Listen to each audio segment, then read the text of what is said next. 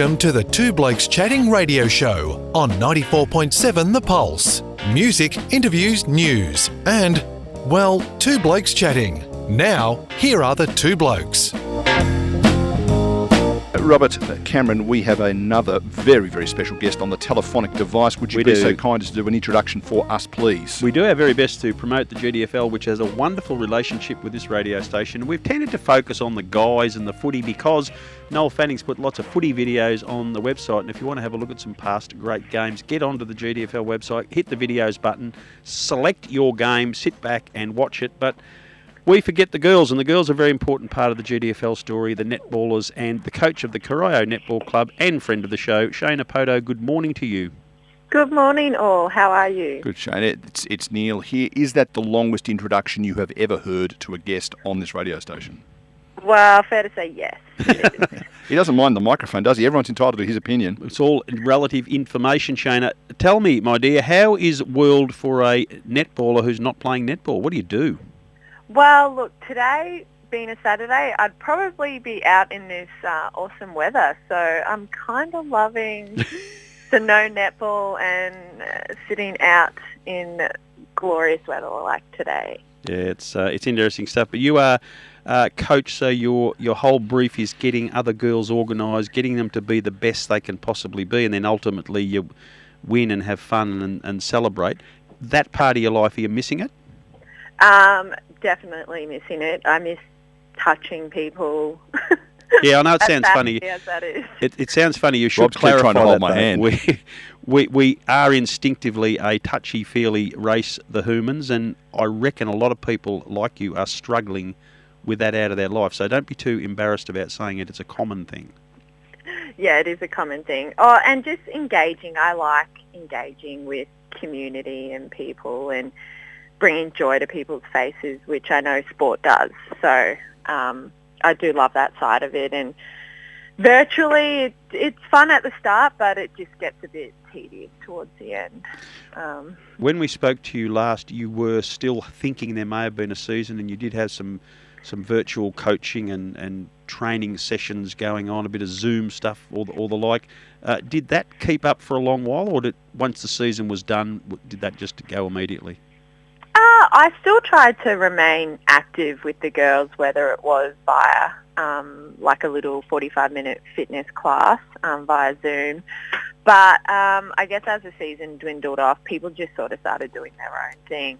I still check in with the girls every now and then, but they've requested that I start ramping it up because apparently they've been getting a few ISO bodies, if you know what I mean. Yeah, I've got one. We've got no idea what you're talking about, Shayna.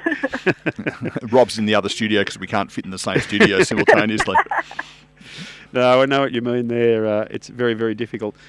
So the important thing, I guess, in your position, if you've agreed to your current terms for the Corio netball coaching job next season, you want to make sure you've got a team. You want to make sure the same girls are going to be in, maybe even doing some potential recruiting at this stage. So have you got a bit of an eye on 2021 already? Yeah, I've already sorted all that out. So 2021 is all good to go. I tried to secure Ruby Horton, but unfortunately Ammo's Goodness gracious. on that battle. That would have been a good get. Yeah, she's one of my good friends, and it was a very close tug of war, but her partner does play at Ammo's, so it was going to be a hard fight to She would be one of battle. the very best GFL shooters over a long period of time at South Barwon? Yes, that is correct. She is got a very outstanding resume for Geelong. Yeah, well, she's going to make a difference to the Bellarine netball season. Would have been a huge sensation to get for the GDFL. Oh, absolutely. And good luck to her. She deserves everything she gets, so she'll be a valuable asset. I know they were very eager to get a goal shooter because that's where they lacked, where most teams lack, I guess, is a dominant goal shooter, and they were very scarce in the shooting area. So who knows, hopefully her and Georgia will be a good combination. Now, what about other player movement around the region? We know that you're good friend Bridget Burns had left Thompson, was going down to coach Queenscliff in the Ballerine League, I do believe. Yeah. Any other big player movement that you know of? No. Well, I guess she is trying to get me to Queenscliff. Don't you go. You stay where you are.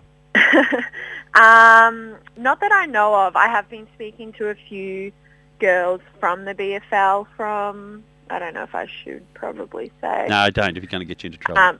Not get me into trouble. I just don't want to, jeopardise. But I have been speaking to a few talky girls who are keen to come across, which you'll know in due time. Yeah, good.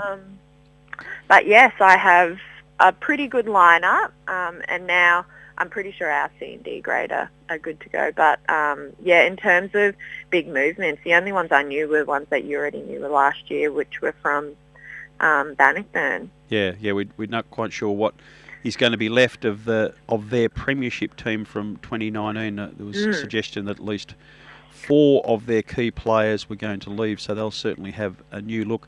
As far as your side goes, defensively you were really good last year, but Zoe Don was a big part of that and probably won't return. I think she was heading back to Lorne.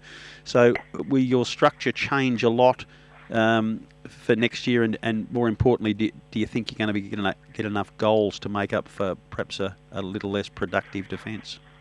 So I guess defence is great, but I've put more of my eggs into my basket in the attacking end. So I've given that I lost Zoe Don, I've still got a good defensive side, but we're a bit more versatile. Like, they're not just purely goalkeepers or goal defences. They can move around a bit. So my goal shooter can play goalkeeper if I want to move to a moving circle. I've got a bit of versatility in that way. I've got some mid-quarters who are quite tall who can move into the circle. So, yeah, I've got a bit more versatility in that sense. I'm not going to be stuck in goals if I am playing. Yeah, certainly the netball game leads itself to the same girls wearing the same bibs for most of the game. But when you've got someone who has the ability to play at both ends or even through the middle of the court, it does give you an enormous amount of flexibility to change things up if it's not working on the day. Correct, yeah. And I guess you sort of become a bit stagnant and predictable when people are sort of stuck in their areas. So, like, if I'm only stuck in goal attack, then people are going to put their best, or whoever, their best people in defence and know that they're going to stop us. So now that I can move around, I could even go to the bench, essentially, and be okay with having the people that I've got on the court. So that gives a lot of relief for me, just in case, I don't end up playing next year. So, Shayna, sorry, and with the club itself, we were really impressed last year by some of the stuff we heard coming out of the Corio footy and netball clubs around focusing on community and some of the obviously well-documented issues that happen in that neck of the woods.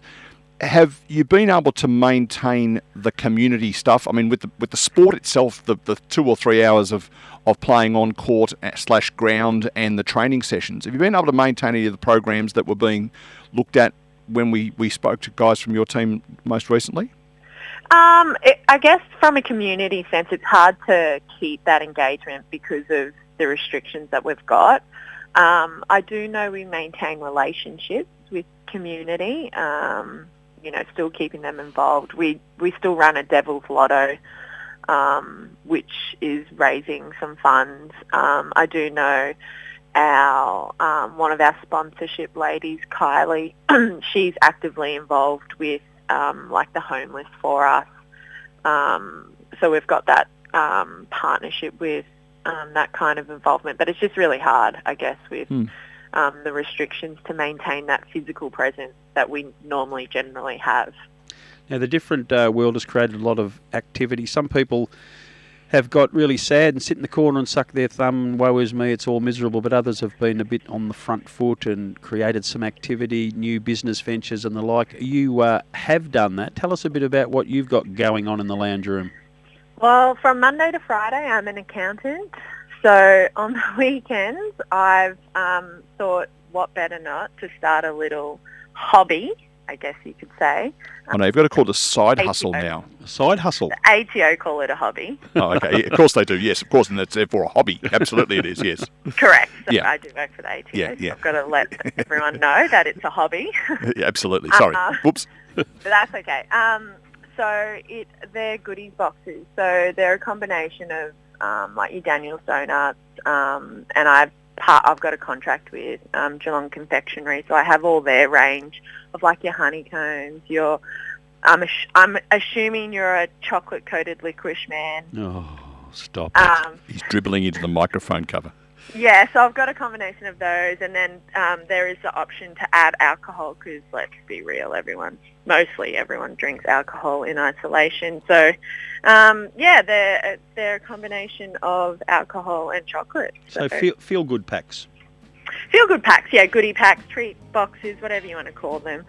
My Instagram handle is simply irresistible Geelong. Easy to find. Shayna, Poto, the noise you hear in the background is green onions, and that fits in nicely with our colourful theme for today. It also means the show's coming to an end. Thank you for your time. Good luck with your ventures, whatever you do. We look forward to having you back in the world of netball for 2021. But stay safe and happy till then. I'll be in touch, but really appreciate your time this morning. Thanks, guys. Thanks, Shayna. All the very best. Thanks.